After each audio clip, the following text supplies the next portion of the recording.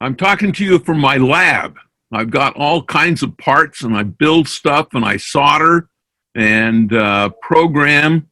And my kids say I've got more junk in my office than a junkyard. So, welcome.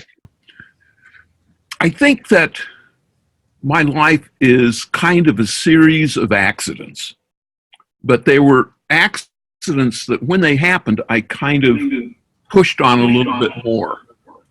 And so I think I really started when I was in the third grade.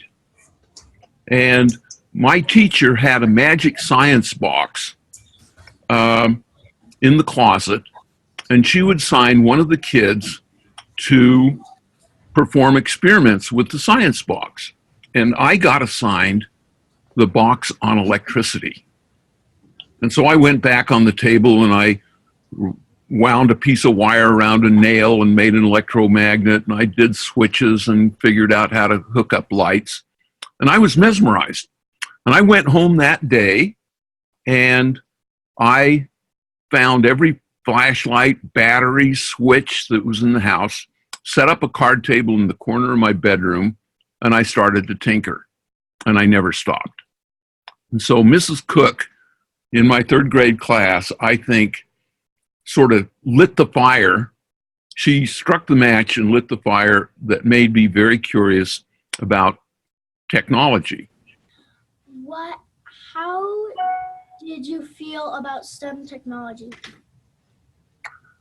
I think STEM learning is really important because, you don't really understand physics until you understand the numbers.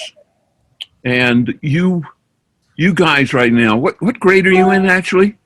Third grade. Third grade. That's perfect. That's when Mrs. Cook lit the fuse. So you will get better and better at science and technology, but you'll never be very good until you understand the mathematics. And so learn algebra. Algebra is really the key to being able to become a scientist. And so, having letters and words stand for numbers seems a little confusing at first, but you'll get it and persevere and get good at it, and you'll really rock and roll.